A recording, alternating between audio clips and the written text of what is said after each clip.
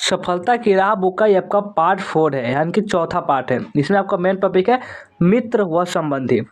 चलिए देखना स्टार्ट करते हैं। इससे पहले आपको कोई तीसरा जो पार्ट है वो आपका छूटा होगा, यानी 3 पहले करवा चुके हैं, तो डिस्क्रिप्शन में प्लेलिस्ट का लिंक मिलेगा, आप वहाँ जाकर इसको क्लियर कर सकते हैं।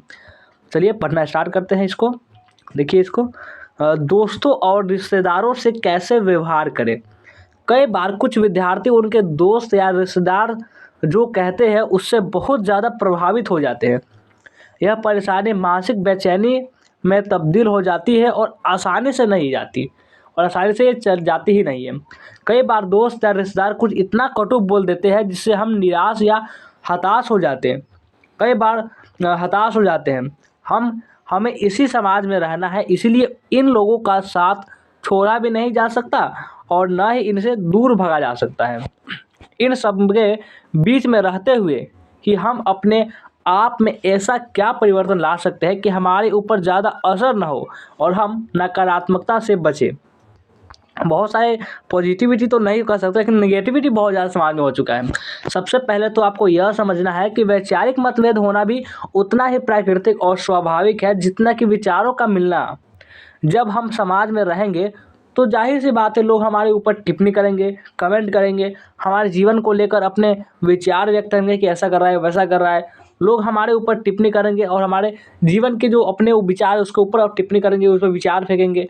अगर हम सिर्फ प्रशंसा ही सुनना चाहते हैं और किसी भी प्रकार की आलोचना हमें विचलित कर जाती है, तो यह सही नहीं है।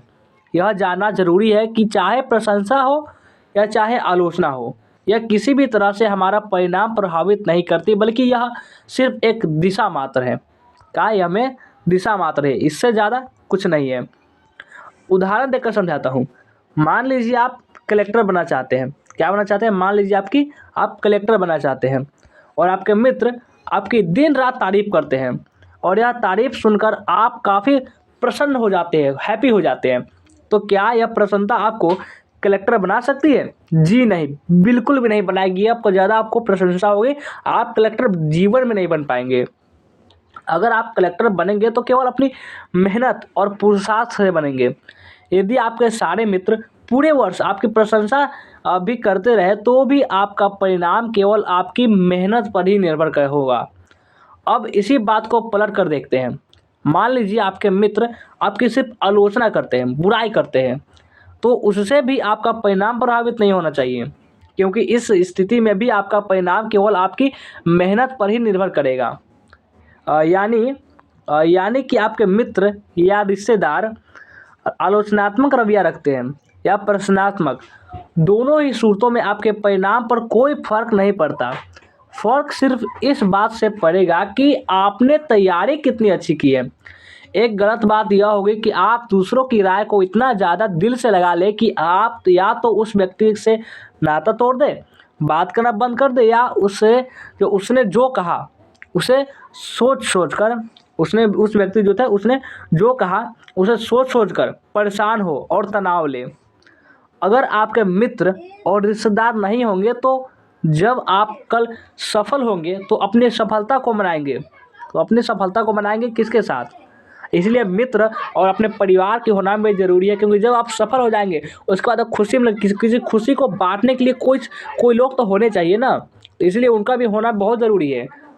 और अगर आपका कोई आलोचक है या कोई व्यक्ति आपकी बुराई करता है तो उसे चुप कराने का सबसे अच्छा तरीका है खुद अपने कार्य में सफल होना। आप जो काम कर रहे हैं उसमें आपको सफल को दिखाइए और खुद ही वो चुप हो जाएगा। आलोचकों को हमेशा अपने कर्मों से जवाब देना चाहिए, न कि उनके मुंह पर कुछ भी बोलकर अपने आप को उन जैसा बनाना चाहिए। उनको उस समय जवाब नहीं देना चाहिए कि हम तुमको वो कुछ गाली दिया हम भी गाली दिए, नहीं, ऐसा नहीं, बिल्कुल है। हम सफल होकर उसका जवाब देंगे। हम अपने कर्म जो काम कर रहे हैं उसमें आपको एक सक्सेस हासिल करके तब जवाब देंगे उसको। यही तो एक पढ़े लिखे बुद्धिमान व्यक्ति की निशानी है कि वह उस समय जवाब नहीं देता, वह उस समय जवाब देता अपनी सक्सेस, अपने काम में और तेज़ी और इम्प्रूवमेंट लाकर उसको जवाब देता है। नदी में जाने के लिए जैसे ही एक नाव रवाना होती है तब किनारे पर खड़े हुए लोग उसकी बात करते हैं। लोग तब तक ही नाव के बारे में बातें करते हैं तब तक उससे सरोवर रखते हैं जब तक वह दिखती रहती है। जैसे ही नाव आंखों से ओझल हो जाती है लोग भी उसके बारे में बात करना बंद कर देते हैं क्योंकि वो दिख ही नहीं रही है ना। जब तक वो दिखेगी तभी तो उसके बारे में कोई लोग बात करेंगे। फिर उनका ध्यान किसी और नाव की ओर जाता है जो दिखाई दे रही होती है। कहने का अर्थ यह है कि लोग आपके बारे में तब तक बातें करते रहेंगे जब तक आप उन्हें दिखते रहेंगे, या आप तक उनकी पहुंच रहेगी, यानी आप वो जो लोग होंगे वो आप तक पहुंच पा रहे होंगे।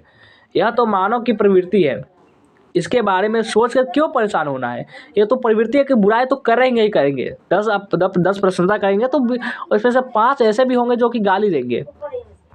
और अगर कभी आपके मन में निराशा आए तो उस दिन को याद करो जो आपका पहला पढ़ाई का दिन था। आपने कितनी तैयारी की थी कि आप नए साल में पढ़ेंगे, नए साल से पढ़ेंगे। आपने नया रजिस्टर खरीदा, नया पेन पेंसिल, नई किताबें, नया कमरा बनवाया, पूरा कमरा व्यवस्थित किया। आपके अंदर इतनी ऊर्जा थी, इतना जोश था, आपने सोच लिया था कि मैंने इसी मेहनत करूँगा कि एग्ज़ाम क्लियर करना तो एक बहुत छोटी सी बात लगेगी। आपका निश्चय एकदम अटल था। आपके अंदर एक अलग ही उत्साह थी। आपका संकल्प देखते ही बनता था। तो फिर आज अचानक क्यों अपने निश्चय को बदलना? क्यों दुखी या तनावपूर्ण होना सिर्फ इसलिए कि आपके किसी नज़दीकी व्यक्ति ने कुछ कह दिया जो आपको पसंद नहीं? सिर्फ इसलिए आपकी ऊर्जा, आपका एनर्जी कम हो जाती है। कभी भी अगर कोई व्यक्ति कुछ गलत कहे तो क्रोध मत करो। और दूसरे व्यक्ति को पता है कि आप क्रोधी है तो वो जानबूझकर आपको और भी ज़्यादा उकसाएगा। जीवन के इसी शतरंज के खेल में आप एक मोहरे बनकर रह जाएंगे। लोग आपको उकसाकर अपना उल्लू सीधा कर लेंगे, अपना काम निकाल लेंगे। क्रोध में बुद्धि खत्म हो जाती है। महानता किसी को पलटकर जवाब देने में नहीं है, महानता है वहाँ से चुपचाप निकल जाने में। अपने मन को रोको। शायद आपका मन आपको कहेगा कि यह कायरता है, परंतु यह कायरता नहीं, समझदारी है। इसी को बोलते हैं समझदारी। यह समझदारी का नया डेफिनेशन है। विवेकशील व्यक्ति हमेशा शांत रहता है। एक बात और समझिए, एक बात और है कि बहुत ज़्यादा दोस्त मत बनाइए। सिर्फ 2 या 3 अच्छे दोस्त हो उतना ही काफ़ी है।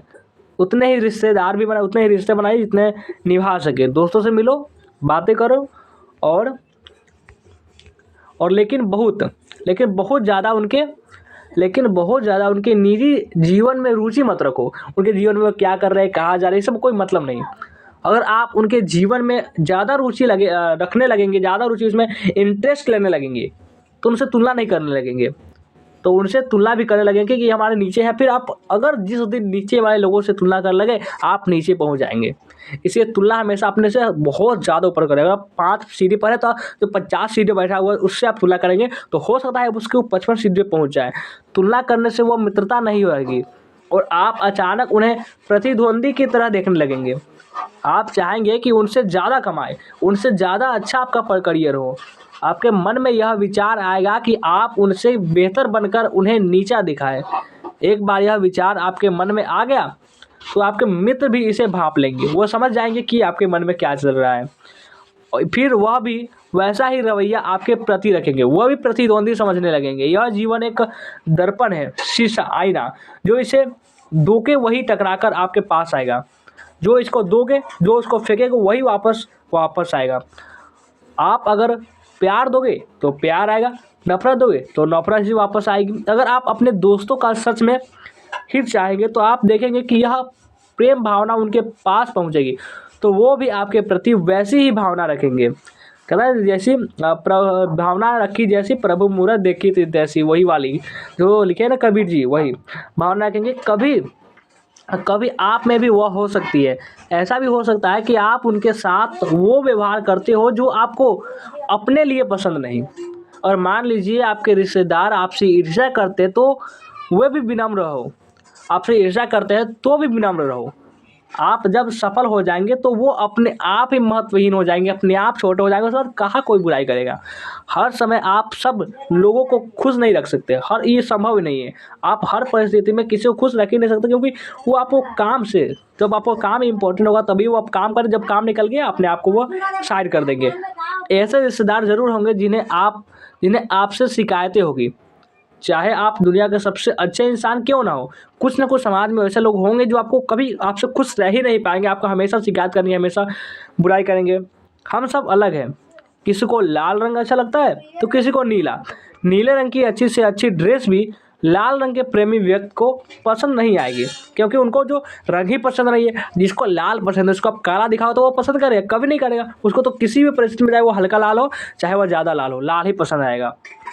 और देखते हैं आगे अगले पेज पर, अगले पेज पर आ जाइए। और भावना पैदा होगी, जैसे ही उसकी जो कलर होगी, कलर के हिसाब से वो पसंद करेगा। दोनों तरह की निंदा में आपको फ़र्क करना चाहना चाहिए कि उसमें फ़र्क क्या है।